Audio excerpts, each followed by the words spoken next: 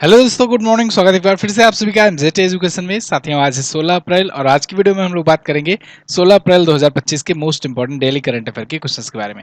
चलिए शुरू करते हैं। सबसे पहले रिवीजन सेक्शन से। तो सबसे पहले हम लोग कल जो भी पढ़े थे उसका रिवीजन करेंगे 1 मिनट में, फिर आज की तरफ बढ़ेंगे। कल हम लोगों ने पढ़ा था कि 14 अप्रैल को विश्व चगास रोग दिवस मनाया गया। Prevent, control, care, everyone's role in Chagas, इस थीम के साथ। इसके अलावा मध्य प्रदेश राज्य सरकार ने डॉक्टर भीमराव अंबेडकर अभ्यारण्य नाम से एक नए वन्यजीव अभ्यारण्य की घोषणा की है। महिला सुरक्षा और सशक्तिकरण पर स्त्री शिखर सम्मेलन का आयोजन किया गया तेलंगाना में, हैदराबाद में। दूसरा इसका संस्करण था। और तंजानिया में भारत और अफ्रीका के बीच, अफ्रीका के 10 देशों के बीच में नौसैनिक अभ्यास हुआ एआई केमी नाम से। और इंग्लैंड के पूर्व तेज गेंदबाज जेम्स एंडरसन, इनको नाइटहुड की उपाधि से सम्मानित किया गया है। इंडियन सुपर लीग 2024-25 का खिताब जीत लिया है मोहन बागान सुपर जायंट्स ने, और बेंगलुरु एफसी को हरा करके इसने जीता है। आईसीसी पुरुष क्रिकेट कमेटी के अध्यक्ष के रूप में फिर से चुने गए हैं सौरव गांगुली। और Macau comedy festival, film festival में अभी हाल में मास्टर ह्यूमर अवार्ड से सम्मानित किया गया आमिर खान को। इसके अलावा भारत लेजर गाइडेड हथियार प्रणाली का सफलतापूर्वक परीक्षण किया है। डीआरडीओ ने इसे बनाया है। भारत बन गया है चौथा देश रूस, चीन और अमेरिका के बाद। और हम लोगों ने पढ़ा था कि प्रख्यात नृत्यांगना कुमुदनी लखिया जी का निधन हो गया। इन्हें तीनों पद्म पुरस्कार मिल चुके थे, कथक से ये संबंधित थे। तो ये टॉप 10 करंट अफेयर क्वेश्चंस थे कल की वीडियो से, जिनका आपने किया रिवीजन। अब इसकी क्विज अगर नहीं सॉल्व किए हो तो एमजेटी ऐप पर अवेलेबल है, जाकर सॉल्व कर लो। वीकली, डेली, मंथली सारी क्विज यहाँ पर मिल जाएगी। यहीं पर आपको हर चीज की पीडीएफ भी मिल जाएगी फ्री में भी। पेड ई बुक भी मिलेगी, हमारे पेड वीडियो कोर्सेज भी आपको यहाँ पर देखने को मिलेंगे। टॉपिक पर आते हैं। पहला क्वेश्चन, दुनिया भर में कला के महत्व को बताने के लिए प्रत्येक वर्ष विश्व कला दिवस कब मनाया जाता है? World art day. तो विश्व कला दिवस यानी वर्ल्ड आर्ट डे प्रत्येक वर्ष 15 अप्रैल को मनाया जाता है। बहुत ही इंपॉर्टेंट क्वेश्चन है। आर्टिस्ट को सम्मान देने के लिए, जो कला होती है, आर्ट का जो क्रिएशन होता है, उनके जो सोच होती है उनकी, उन सबको सम्मान देने के लिए यह दिवस डेडिकेट किया गया है। अभी बहुत ज़्यादा दिन नहीं हुए हैं, 2012 में ही इसको पहली बार ऐसे विश्व दिवस के रूप में मनाए जाने की घोषणा की गई और यूनेस्को के द्वारा ये रिकमेंड किया गया था। 2019 में यूनेस्को के सामान्य सम्मेलन के 40वें सत्र में वर्ल्ड आर्ट डे मनाने की घोषणा ऑफिशियल रूप से हुई है।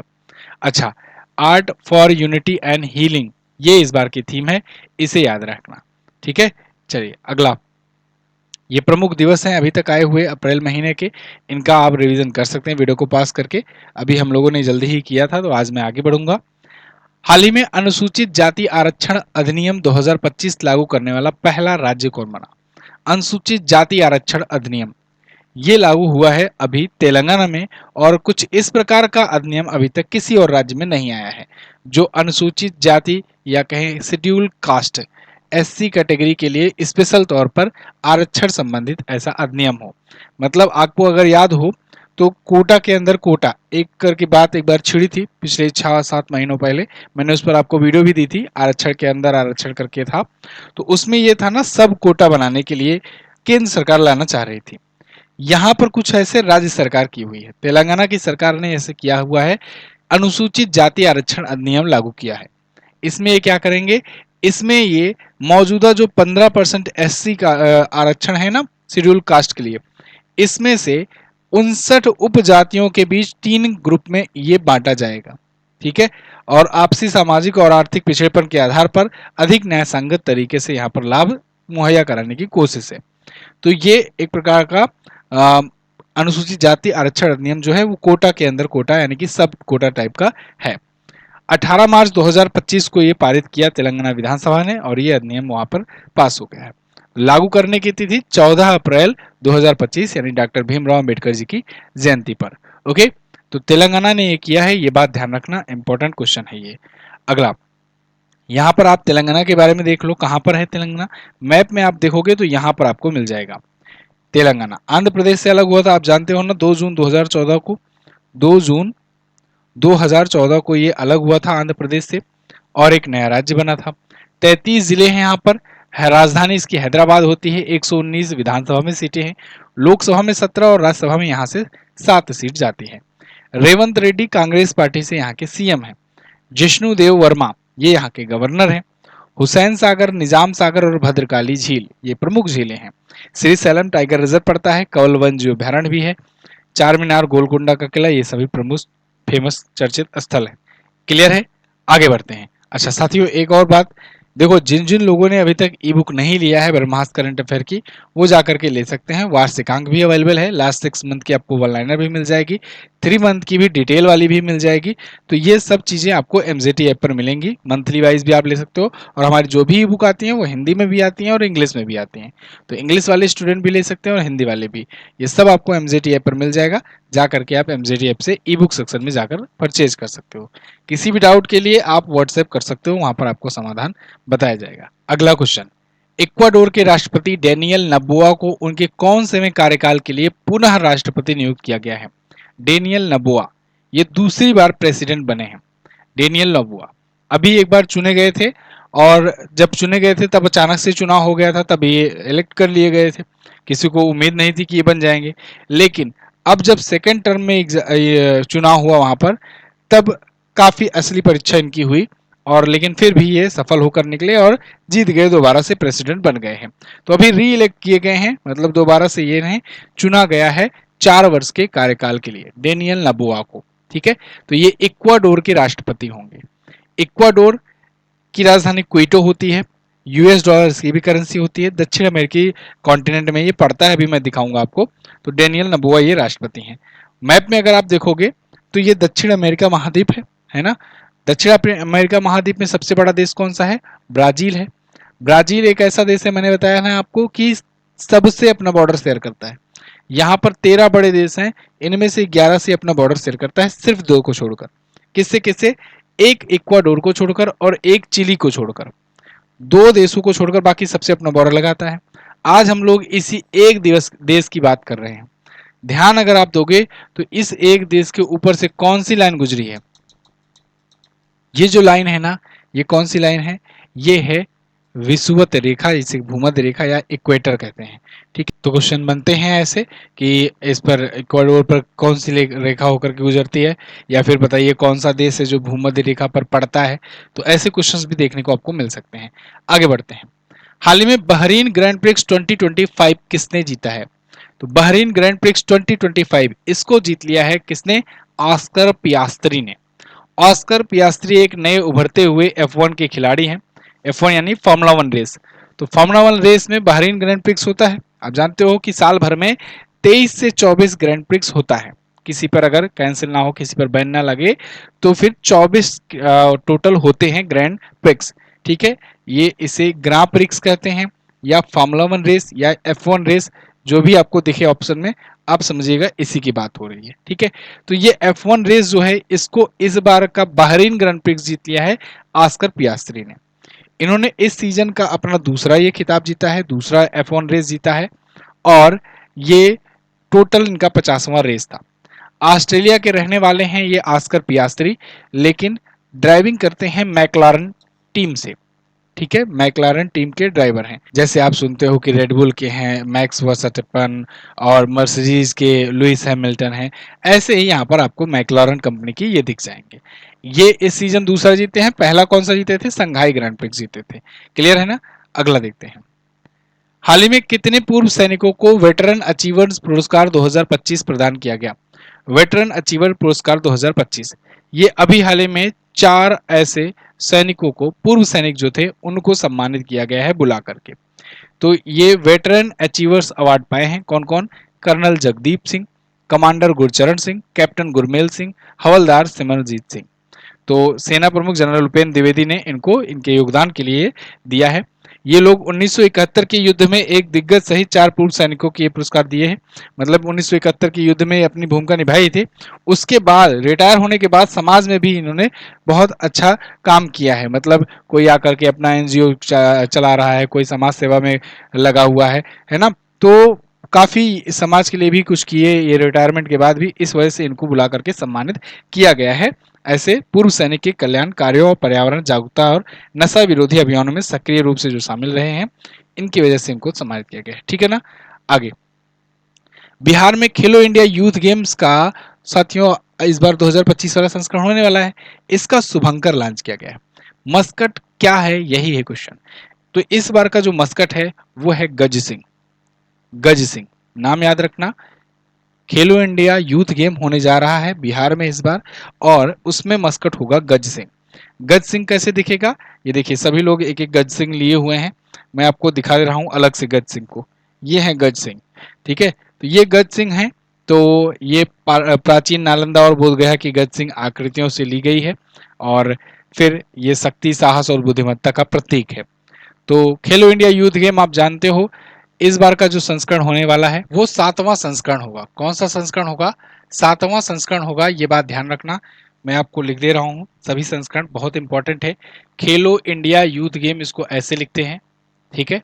खेलो इंडिया यूथ गेम शुरुआत कब से हुई थी, तो 2018 से हुई थी, खेलो इंडिया गेम्स के नाम से। बाद में यूथ वर्ड जोड़ दिया गया।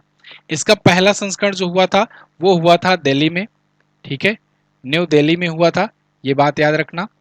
दूसरा संस्करण जो हुआ था ये हुआ था महाराष्ट्र में, पुणे महाराष्ट्र में हुआ था, एक्चुअली में पुणे महाराष्ट्र में हुआ था। तीसरा संस्करण जो हुआ था ये कहां हुआ था, गुवाहाटी में हुआ था। गुवाहाटी में हुआ था, कहां पड़ता है जी, असम में पड़ता है। चौथा संस्करण जो हुआ था ना, ये हुआ था पंचकुला में, पंचकुला हरियाणा में।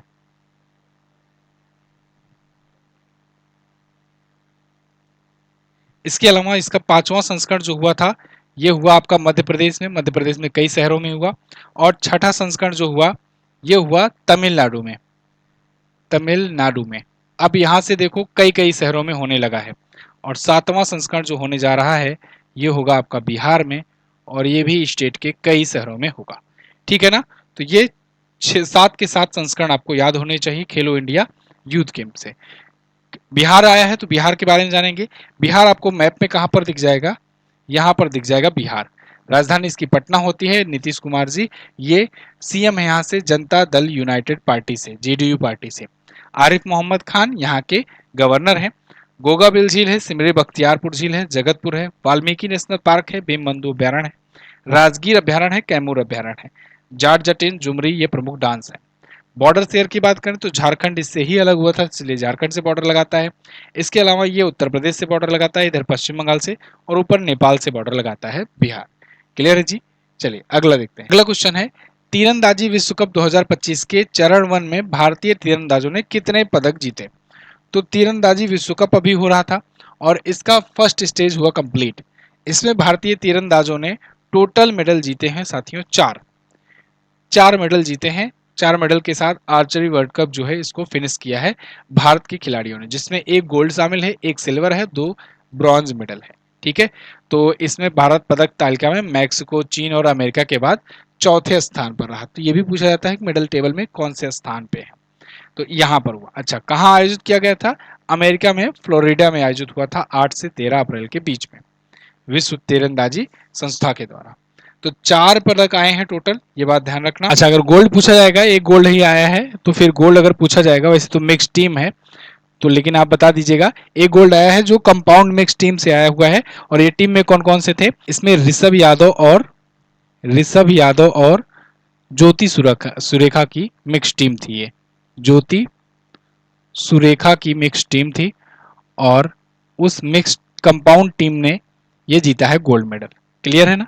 अगला, अप्रैल 2025 में पूर्वोत्तर भारत और पश्चिमी घाट पर स्कॉर्ब बीटल की कितनी नई प्रजातियां खोजी गई हैं।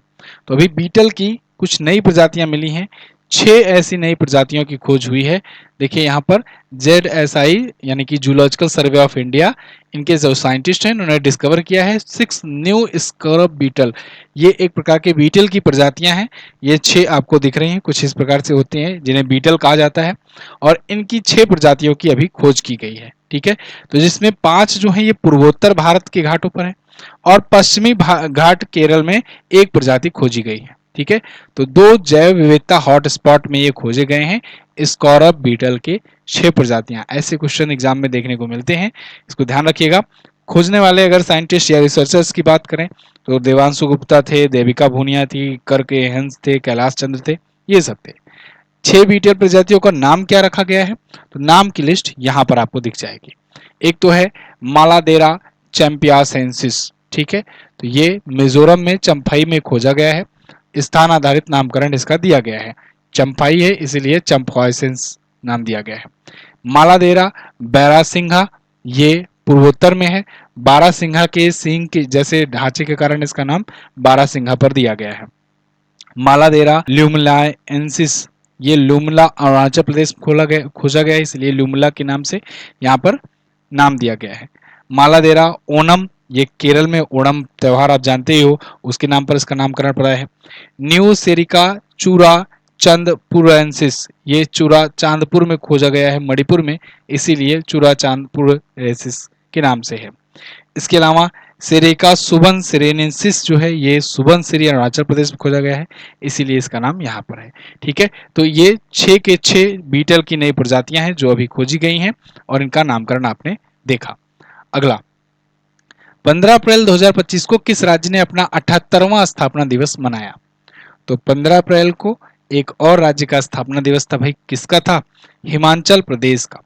हिमाचल प्रदेश ने अपना राज्य स्थापना दिवस मनाया 15 अप्रैल 1948 को। ये कई रियासतों को छोटी बड़ी रियासतों को जोड़ करके एक राज्य का गठन किया था। आज़ादी के बाद रियासतें इकट्ठा हो रही थी, धीरे धीरे मिलजुल करके राज्य का निर्माण कर रही थी और इसके लिए बाध्य भी थी। तो 30 छोटी बड़ी रियासतें मिलकर के हिमाचल प्रदेश का गठन की थी 1948 को। तब से ये लोग 15 अप्रैल को ही अपना हिमाचल दिवस मनाते हैं, ठीक है ना। तो 1950 में केंद्र शासित प्रदेश ये बना था और आगे चल करके फिर पूर्ण राज्य का दर्जा भी मिला। 25 जनवरी 1971 को इसे पूर्ण राज्य का दर्जा मिला था। तो कायदे से अगर देखा जाए 25 जनवरी को होना चाहिए, लेकिन ये लोग वहाँ के लोकल लोग चूंकि 1948 वाले इस घटना को ये महत्वपूर्ण मानते हैं ज़्यादा, इसलिए ये लोग 15 अप्रैल को हिमाचल दिवस के रूप में मनाते हैं, ठीक है। ठीक वैसे ही जैसे ओडिशा जो है वो 1 अप्रैल को उत्कल दिवस मनाता है। अब हिमाचल प्रदेश के बारे में जान लो, यहाँ पर है हिमाचल प्रदेश आपको दिख जाएगा। राजधानी इसकी धर्मशाला और शिमला होती है, ठीक है, समर और विंटर कैपिटल। इसके अलावा यहाँ पर ये अपना बॉर्डर किससे किससे लगाता है भाई? तो उत्तर प्रदेश से भी लगाता है, उत्तराखंड से भी लगाता है, हरियाणा से लगाता है, पंजाब से लगाता है, जम्मू कश्मीर और लद्दाख से लगाता है। सुखविंदर सिंह सुक्खू इंडियन नेशनल कांग्रेस के यहाँ से सीएम है। इन्होंने टारगेट बनाया है कि 2026 तक इसे बना देंगे भारत का पहला ग्रीन स्टेट, ठीक है ना। First green state of India हो जाएगा हिमाचल प्रदेश। ये भी बात याद रखना, ये पूछा जा सकता है आपसे। 12 जिले हैं, 68 विधानसभा में सीटें हैं, लोकसभा में यहाँ से 4 और राज्यसभा में यहाँ से 3 सीट जाती है। शिव प्रताप शुक्ला यहाँ के करंट टाइम पर गवर्नर हैं। सूरजताल, चंद्रताल, खजीहर, परासर, रेणुका ये प्रमुख झीलें हैं। ग्रेट हिमालयन और पिन वैली ये 2 प्रमुख यहाँ पर नेशनल पार्क हैं। कालीछो, कुगती ये प्रमुख दर्रे हैं। अगला, आईसीसी ने किसको सहयोग से विस्थापित अफगान महिला क्रिकेटरों के लिए समर्पित टास्क फोर्स के गठन की घोषणा की है? तो आईसीसी ने घोषणा किया है किसके सहयोग से कि जो विस्थापित अफगानिस्तान महिलाएं हैं जो क्रिकेट खेलती थी, अफगानिस्तान की महिला क्रिकेट टीम हुआ करती थी, लेकिन जब से वहां पर तालिबान का शासन हुआ तब से वो लोग क्रिकेट को तो एक प्रकार से बैन ही कर दिए। पुरुषों के लिए भी, महिलाओं के लिए तो मतलब भूल ही जाओ। उनकी जो खिलाड़ियां थी वो इधर उधर विस्थापित हो गई। कोई जाकर किसी देश से खेल रहा है, कोई जाकर कहीं पर अपना प्रैक्टिस वगैरह जारी कर रहा है, लेकिन उस देश में नहीं खेल सकता, अफगानिस्तान में जो अब तालिबान का जहां पर कब्जा है। तो यहां पर क्या हुआ है कि आईसीसी ने क्या किया कि कुछ और जो क्रिकेट एसोसिएशन ने उनसे सहयोग मांगा और उनसे सहयोग करके कहा कि भाई आओ मिलजुल करके ये जो विस्थापित हुई हैं, जो अलग अलग जगह पर गई हैं वहां की महिला क्रिकेटर, उनको इकट्ठा किया जाए और कहीं ना कहीं किसी न किसी रूप में फिर से एक बार अफगानिस्तान टीम को खड़ा किया जाए।